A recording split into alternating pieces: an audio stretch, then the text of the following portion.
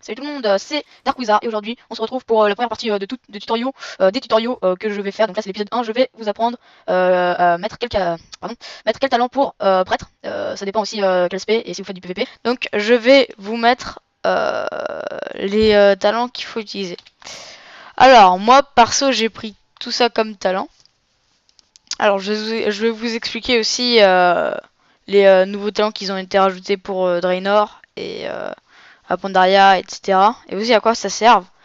Alors le premier talent qu'on peut mettre c'est à partir du level 15. Vous avez le choix entre prière du désespoir, semblance spectrale et rempart angélique. Alors moi j'ai pris semblance spectrale, mais vous pouvez mettre aussi prière du désespoir, mais moi c'était entre les, ça se joue entre les deux. Semblance spectrale c'est un peu mieux quand vous faites du PVP parce qu'en fait ça vous rend invisible pendant 6 secondes et par contre votre personnage est toujours là, mais quand vous êtes invisible vous ne vous prenez aucun dégât.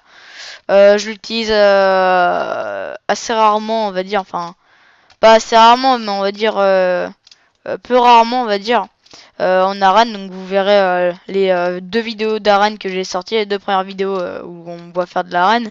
J'utilise le semblant spectral. Après plume angélique, bah là franchement ça se discute pas quoi, c'est il faut le prendre. Bah, c'est le truc qui vous permet d'aller beaucoup plus vite.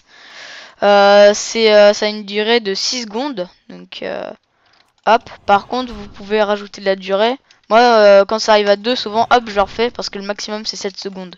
Et quand ça arrive en dessous des 2 secondes hop je le refais. Et il y a une maximum de 3 plumes angéliques. C'est-à-dire qu'on peut utiliser que 3 plumes angéliques. Après il faut attendre 10 secondes de recharge pour une plume. Après il y a corps d'âme, donc c'est un bouclier. Et fantasme, ça j'ai jamais compris trop. Dissipe tous les effets affectant le déplacement subi. Oh ça c'est pas mal aussi, j'ai jamais testé mais je testerai un jour. Il y a vague de lumière qui est pas mal aussi pour tout ce qui est soin, pardon. Donc ça augmente de 8% tous vos soins prodigés. Et il y avait aussi mode de pouvoir et confort qui était pas mal. Alors top de l'esprit, c'est pour l'ombre field, enfin l'ombre fiel pardon. Mais bon, franchement, comme on est heal, on n'a pas trop besoin en tant que heal de l'ombre fiel. C'est plus pour les DPS. Donc après il y avait mot pouvoir et confort, mais franchement je préférais avoir un buff. Donc voilà. Un buff qui se rajoute d'ailleurs automatiquement. Cri psychique, donc là non plus ça se discute pas, hein, c'est ça qu'il faut prendre si vous faites du PVP, surtout de l'arène. Donc bah, c'est le cri là, hein, qui vous permet de faire fuir vos ennemis à une distance de 8 mètres. Par contre, quand vos esprits subissent des dégâts pendant qu'ils ils sont affectés par le cri psychique, ça l'annule. Donc ça c'est un peu dommage. À Kata il n'y avait pas ça, ça veut dire que les gens avaient été en peur, enfin avaient le debuff du cri psychique. Et on pouvait leur faire autant de dégâts qu'ils voulaient, il n'y avait rien quoi. Donc ça, après vrille du vide c'est pas mal, mais c'est plus quand c'est un cast ou un truc comme ça sert un peu à rien. Genre pour les hunts, etc. Les vrilles du vide, ça sert vraiment à rien. Et entreprise, c'est inutile. À part si vous voulez vous amuser à contrôler vos adversaires, mais sinon c'est inutile. À part si vous êtes dans l'œil du cyclone, un petit conseil aussi, petite astuce au passage. Pour genre emmener vos ennemis dans le vide. Hop, comme ça fait des ennemis en moins. Bref. Après à tour du destin, bon là c'est au choix, hein, les trois là c'est au choix.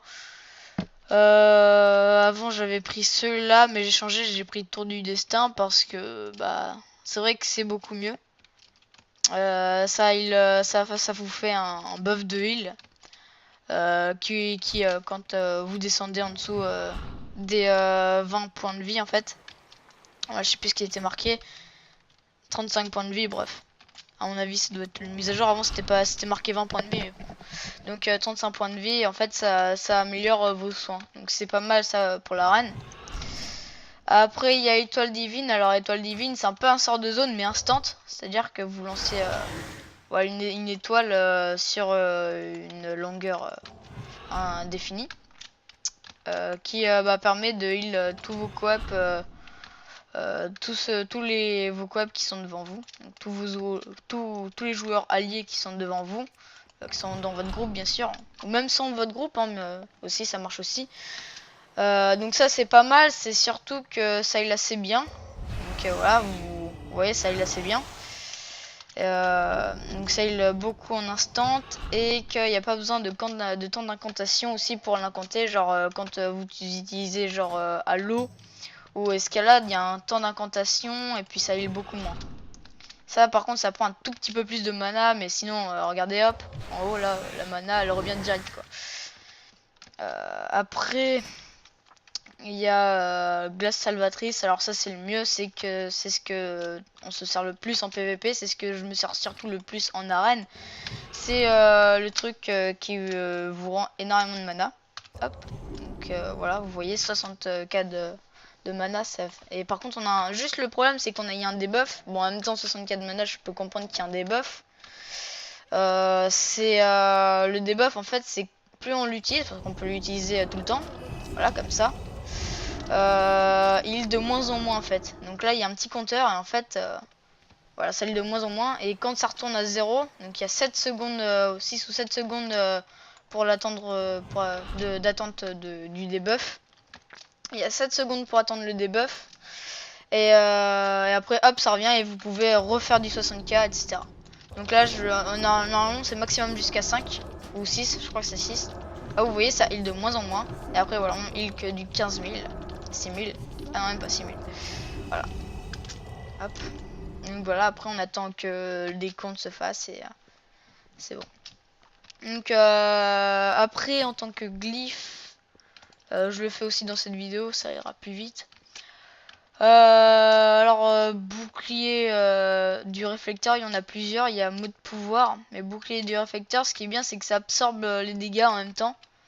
Ça absorbe... ah non, c'est... Attendez, je l'ai parce que je me rappelle plus. Alors envoie 70% des dégâts que vous absorbez.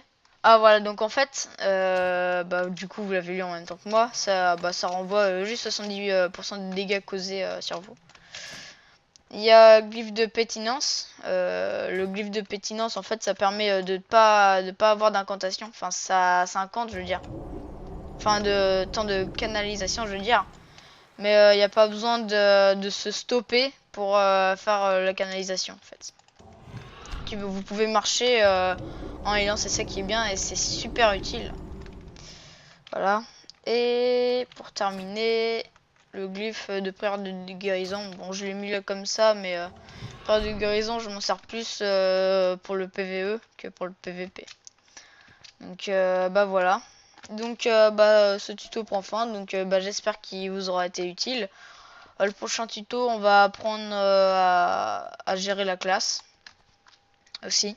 Ah oui, j'ai remplacé aussi la barrière par la dissipation de masse parce que c'est très utile et que surtout que je l'avais oublié. Bref. Et donc voilà. J'espère que ça aura été utile comme tuto et que on se voit la prochaine fois avec Cynthia. Enfin pour le prochain tuto, je veux dire, on se voit pour le prochain tuto. Donc je vous dis salut tout le monde et bonjour à vous si vous êtes sur WoW, sur serveur privé ou sur serveur Ofi, bref, comme vous voulez. Allez, ciao ciao.